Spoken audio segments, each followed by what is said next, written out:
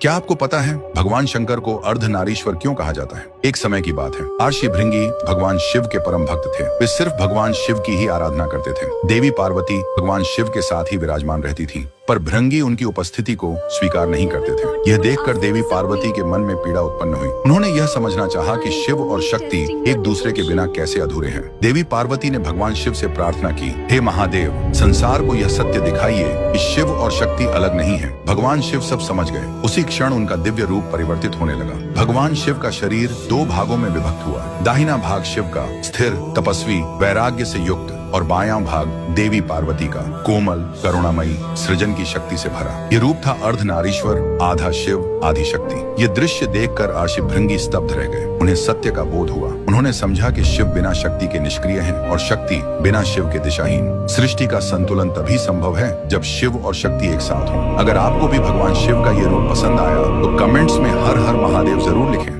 Video ক্লিপটি ভালো লাগলে আমার চ্যানেল সাবস্ক্রাইব করুন পরবর্তী ভিডিও পেতে ও বেশি করে শেয়ার করুন শিব ভক্ত ভাই ও বোনদের কাছে।